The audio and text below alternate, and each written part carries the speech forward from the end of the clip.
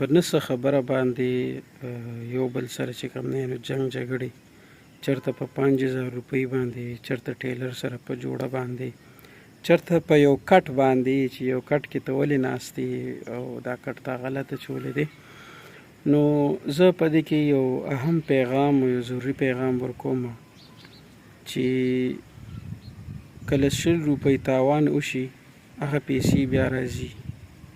که یو کټ مات شي هغه کټ بیا بل جوړیږي، هماغه هم جوړیږي. که یو ګاډی دی چا سره دې په لاره باندې ګاډی ووهلو نو دا ګاډی دوباره مصري له بوځه چې څنګه و نو هغې نه درله ښایسته جوړی. که نور څومره څیزونه دي د دنیا او هغه خراب شي نو هغه دوباره جوړیږي، خو واحد یو انسان دی چې کله دې د ده نه ګولۍ تېره که او دا دې وویشته نو که دې هر څومره جوړ شي نو دې جوړ نه دی، که دې هر څومره روغ شي نو دې روغ نه دی. اول خو نن سبا بچ کېږي نه، خو که بچ شي نو هغه هم بیا کنډم شي، بیا په کور باندې ناست وي. نو زه د خپلو پښتنو وروڼو ته یو پیغام ورکوم چې ګزاره کوئ د یو بل سره مدد کوئ، هیلپ کوئ. ګوره که نن تاسو ګورئ کوم داسې خلک چې د هغې په جنازو کې په لکونو خلک موجود وي، هغې پسې خلک جاړي. پرونی واقع تاسو وګورئ د کوم مولانا خان زیب صاحب چې کومه واقع وه هغه پسې عوامو ورپسې جړل، د کلي خلکو ورپسې جړل. نو دی ولې جړل؟ دا وجې څه وه؟ ولې د خلکو له ده هره میاشت راشن راوړو؟ ولې د خلکو له ده هره میاشت پیسې ورکولې؟ یا نور دا شانتې څه کارونو چې هغه ده کول نو د هغې د وجې ورپسې د خلکو جړل؟ نه، صرف اور صرف همدردي پکې د خلکو موجوده وه. د دې خلکو په درد باندې دردمند و، د دې خلکو په غمونو باندې غمجن و او هر چا سره منډه واله، هر چا سره به محبت کو. د هغې د وجې نه د دې چې کوم دی نو ډېر زیات خوښ و. نو کوشش وکئ جنګ نه څه نه جوړېږي، جګړو نه څه نه جوړېږي. که ته یو چا سره دشمني وکړې نو یو ورځ خو به روغه کړې، که په هغې کې هر څومره مړي وشي، هر څومره خاندانونو پورې دا سلسله لاړه شي لاړه شي لاړه شي، که ته نه یې ستا زامن، که زامن دې نه یې ستا نسي، ستا کړوسي، څوک خو به یو ورځ چې کوم دی نو روغه ضرور کوي. دا خو کېدی نه شي چې ټول عمر به داسې. نو چې کېږي نو په هر یو کار کې سمجوته کوئ، په هر یو کار کې د یو بل تاوان برداشت کوئ. لږ تاوان تا کړی، لږ بل کړی، په هغې باندې چې کوم دی نو مشاورت کوئ. او زه خصوصا جرګمارو ته وایم چې کوم د هر علاقې یو خپل زموږ د پښتنو ثقافت یو هغه دی چې دی په هر یو څیز کې جرګې کوي.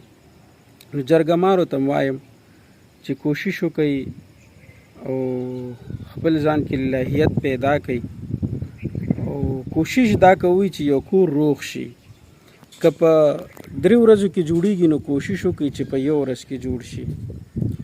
که په 2 ورځو کې جوړیږي کوشش وکړئ چې په نیمه ورځ کې جوړ شي. که په ورځ کې جوړیږي نو کوشش وکړئ چې په ګنټه نیمه کې هغه کور جوړ شي او د هغې روغ وشي. دا نه چې اله دا چل پکې وشو، دا چل وشو، فلانی مشر نشته او ډنګډې مشر نشته، اورېږه دا چل کېږي او دا به هغه چل کېږي. نه، څومره په مختصر وخت کې چې یو روغه کېږي نو په کار ده چې هغه وشي، په کار ده چې هغه یو ښه طرف ته لاړه شي. ورنه که داسې نه وي نو بیا په هغې کې نور بګاړونه پیدا کېږي، په هغې کې بیا چې کوم دی نو خلک مختلف قسمه خبرې کوي، شیطانان پکې راپاسېږي او یو ته وایي مړه تا سر دا چل شوی، ستا نیکه سر دا چل شوی، ستا پلار سر دا چل شوی، دا به دا که تا داسې وکړه دا چل به وشي. نو بیا ډېره خبره یو بل طرف ته لاړ شي. نو ټولو پښتنو ته دا خواست دی چې په هر یو کار کې سمجوته کوئ، کېنئ 2-3 کسو په منځ کې کېنئ، په خپلو کې ځان سره کېنئ، وایي یار دا دنیا پاتې ده. په ځمکه باندې جنګ جګړه کول، ګوره دا ځمکې پاتې دي. تاسو په خپله سوچ وکئ چې دا ځمکې اول چا سره وي، ستاسو نیکونو سره، ستاسو پلارانو سره، دا بیا هغې نه مخکې د چا سره وي.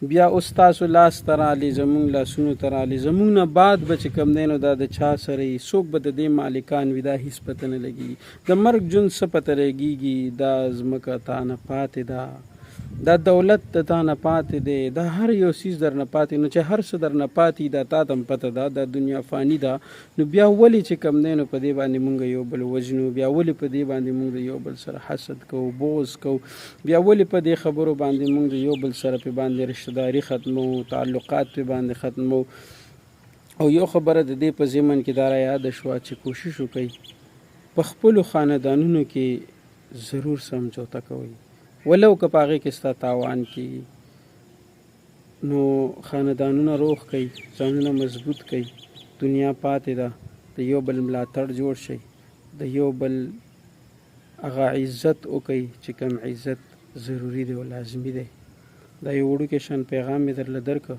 په الله باندې مسپارم الله مو ښاد او آباد لره